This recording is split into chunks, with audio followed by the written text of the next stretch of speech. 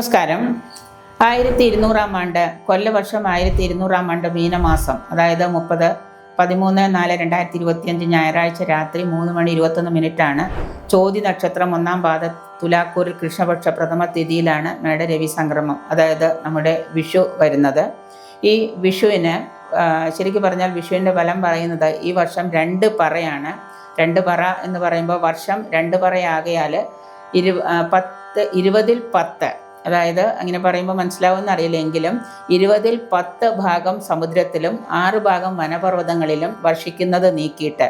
അപ്പോൾ 20 പറ എന്ന് പറയുമ്പോൾ 20-ൽ 10 ഭാഗമാണ് നമ്മുടെ ഇവിടെ ഭൂമിയിൽ പതിക്കുന്നത്. അതിൽ 10 ഭാഗത്തിൽ 6 ഭാഗം വനപർവ്വത പ്രദേശങ്ങളിലാണ് വർഷമായിട്ട് പെയ്യുന്നത്. ബാക്കി നീക്കിയിട്ട് ഭൂമിയിൽ വർഷിക്കുന്ന വെള്ളം 4 ഇടങ്ങഴിയാണ്.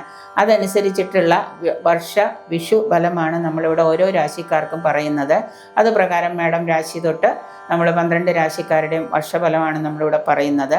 പലതരത്തിലുള്ള ബുദ്ധിമുട്ടുകളും അതുപോലെ തന്നെ സാമ്പത്തിക രംഗത്താണെങ്കിലും നമ്മുടെ ഇവിടുത്തെ ഭരണാധികാരികൾക്കൊക്കെ ആണെങ്കിലും എല്ലാവർക്കും ഒരുപാട് പ്രശ്നങ്ങളും ബുദ്ധിമുട്ടുകളും അനുഭവയോഗ്യമാകുന്നൊരു വിഷു വർഷക്കാലം തന്നെയാണ് ഈ 2025 നമ്മൾ അനുഭവിക്കുന്നത്. പൊതുവെ പറഞ്ഞാൽ അത്ര സ്മൂത്തായിട്ട് കാര്യങ്ങൾ പോകുന്നൊരു വർഷമല്ല ഇത്. പൊതുവിൽ ഒരുപാട് പ്രശ്നങ്ങൾ നമ്മുടെ ഭരണരംഗത്തിരിക്കുന്ന തലവന്മാർക്ക് പോലും ഒരുപാട് തലവേദന ഉണ്ടാക്കുന്ന പല പ്രശ്നങ്ങളും അനുഭവയോഗ്യമാകുന്നുണ്ട്. അതുകൊണ്ട് തന്നെ വളരെയേറെ പ്രാർത്ഥനയോടും ഈശ്വരവിശ്വാസത്തോടും കൂടി മാത്രം നിങ്ങൾ ഓരോരുത്തരും മുന്നോട്ട് പോകാൻ നോക്കുക.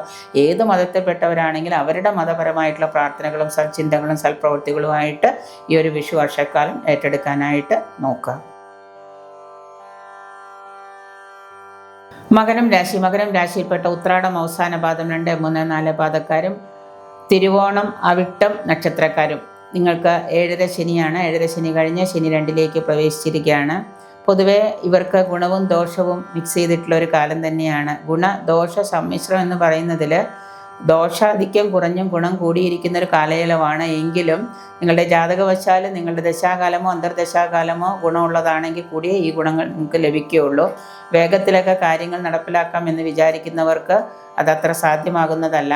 പുതിയതായിട്ട് ഏതെങ്കിലും തൊഴിലൊക്കെ തേടുന്നവർക്ക്, ഗവൺമെൻറ് സർവീസിലൊക്കെ കയറാനൊക്കെ ആയിട്ട് എക്സാമൊക്കെ എഴുതി ടെസ്റ്റൊക്കെ എഴുതി ഇൻ്റർവ്യൂ ഒക്കെ കഴിഞ്ഞ് കാത്തിരിക്കുന്നവർക്ക് അത് നടപ്പിലാക്കാനൊക്കെ ആയിട്ട് സാധ്യമാകുന്ന ഒരു കാലയളവല്ല. തീർച്ചയായിട്ടും കുറച്ച് സമയം കൂടെ നിങ്ങൾ അതിനുവേണ്ടി പരിശ്രമിക്കുകയും പ്രാർത്ഥിക്കുകയൊക്കെ ചെയ്യേണ്ടതാണ്. കാര്യങ്ങൾ അത്ര സൂക്ഷ്മമായിട്ട് അത്ര എളുപ്പത്തിലൊന്നും നടക്കുന്ന ഒരു സമയമല്ല ഇത്. കാരണം ആദ്യത്തെ ഒരു 3-4 മാസം നിങ്ങൾക്ക് വളരെയേറെ ബുദ്ധിമുട്ടുകൾ തന്നെ കടന്നു പോകേണ്ടതായിട്ട് വരുന്നുണ്ട്. സാമ്പത്തിക രംഗമൊക്കെ കൈകാര്യം ചെയ്യുന്നവരും ഫിനാൻഷ്യലി ആയിട്ടുള്ള കാര്യങ്ങൾ കൈകാര്യം ചെയ്യുന്നവരും അതുപോലെ സാമ്പത്തികം കൂടുതൽ പ്രതീക്ഷിച്ച് ചെയ്യുന്ന ആളുകൾക്കൊക്കെ നഷ്ടങ്ങളൊക്കെ ഉണ്ടാകുന്ന ഒരു കാലയളവാണ്. സാമ്പത്തിക വരുമാനം വർദ്ധിക്കുന്നതോടൊപ്പം തന്നെ ചിലവും നിങ്ങൾക്ക് കൂടുതലാകാം. 10 രൂപ കിട്ടിയാൽ 20 രൂപ ചിലവാകുന്ന ഒരു കാലമാണ് ഈ ഒരു വിഷു വർഷക്കാലം എന്ന് പറയുന്നത് മകരം രാശിക്കാർക്ക്. പഠന കാര്യങ്ങളിൽ വിദ്യാർത്ഥികൾക്ക് അലസതയൊക്കെ വന്നു ചേരാം. ഉദ്ദേശിച്ച തരത്തിലുള്ള റിസൾട്ടൊന്നും നിങ്ങൾക്ക് ലഭിക്കുന്നതല്ല. നല്ല രീതിയിൽ 100% പരീക്ഷ എഴുതി മാർക്ക് കിട്ടുമെന്ന് പ്രതീക്ഷിച്ചിരുന്നവർക്കൊക്കെ ചിലപ്പോൾ വിചാരിച്ച തരത്തിലുള്ള ഒരു റിസൾട്ടൊന്നും അനുഭവയോഗ്യമാകുന്ന കാലയളവല്ല. പ്രാർത്ഥനകൾ ഏറ്റവും കൂടുതൽ കൂട്ടിക്കെട്ട് വേണം കാര്യങ്ങളൊക്കെ ചെയ്യാനായിട്ട്. സർക്കാർ ഉദ്യോഗസ്ഥർക്ക് പ്രതികൂലമായിട്ടുള്ള പല സാഹചര്യങ്ങളൊക്കെ ഉണ്ടാകാം. കൊളീഗ്സിൽ നിന്നും മേലധികാരികളിൽ നിന്നുമൊക്കെ നിങ്ങൾക്ക് ഒരുപാട് വെല്ലുവിളികളും അപ്രീതികളൊക്കെ കൈവരിക്കേണ്ടതായിട്ട് വന്നു ചേരുന്നുണ്ട്. പൊതുരംഗത്ത് പ്രവർത്തിക്കുന്ന ആളുകൾക്ക്, സാമൂഹ്യ രംഗത്തൊക്കെ പ്രവർത്തിക്കുന്ന ആളുകൾക്ക്, രാഷ്ട്രീയക്കാരാണെങ്കിലും സാമൂഹ്യ പ്രവർത്തകരാണെങ്കിലും നിങ്ങൾക്ക് ഒരുപാട് പ്രതിബന്ധങ്ങളെയും വെല്ലുവിളികളെയൊക്കെ നേരിടേണ്ടതായിട്ടും അപവാദങ്ങളും അപകീർത്തികളൊക്കെ അനുഭവിക്കേണ്ടതായിട്ടൊക്കെ വന്നു ചേരുന്നുണ്ട്. പൊതുരംഗത്തൊക്കെ പ്രവർത്തിക്കുന്ന ആളുകൾക്ക് ഒരുപാട് പ്രശ്നങ്ങളെ തരണം ചെയ്യേണ്ടതായിട്ട് വന്നു ചേരുന്നുണ്ട്. ഉദ്യോഗസ്ഥർക്കൊക്കെ ആണെങ്കിൽ സ്ഥാനഭ്രംശം ഉണ്ടാകാതിരിക്കാൻ പ്രത്യേകം ശ്രദ്ധിക്കുക. ശമ്പള വർധനവൊക്കെ പ്രതീക്ഷിച്ചിരുന്നവർക്ക് വിചാരിച്ച തരത്തിലുള്ളൊരു വർധനവൊന്നും ലഭിക്കുന്ന ഒരു കാലയളവല്ല. കലാരംഗത്തുള്ളവർക്ക് അനുകൂലമായ ഒരു കാലം തന്നെയല്ല. കാരണം കലാരംഗത്തുള്ളവർക്ക് അവരുദ്ദേശിച്ച തരത്തിൽ സിനിമാ നാടക രംഗത്തൊക്കെ പ്രവർത്തിക്കുന്നവർക്ക് അവരുദ്ദേശിച്ച തരത്തിലൊന്നും ഉയർച്ച ഉണ്ടാകുന്നതല്ല. സിനിമയൊക്കെ നിങ്ങൾ ഉദ്ദേശിച്ച തരത്തിലൊന്നും വിജയപ്രദമാകുന്ന കാലയളവല്ല ഈ ഒരു വിഷു വർഷക്കാലം.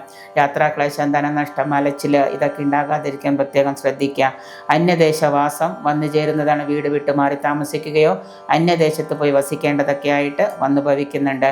ബിസിനസ്സുകാർക്ക് നല്ലതുപോലെ അവരുടെ ബിസിനസ്സിൽ ശ്രദ്ധ പതിപ്പിക്കുക. അല്ലെങ്കിൽ സാമ്പത്തിക രംഗം വളരെയേറെ താറുമാറാകുന്നതാണ്. അതുകൊണ്ട് തന്നെ നല്ല ശ്രദ്ധയോടുകൂടി ഈ ഒരു വർഷം കാര്യങ്ങൾ മുന്നോട്ട് കൊണ്ടുപോകാനായിട്ട് പ്രത്യേകം ശ്രദ്ധിക്കുക.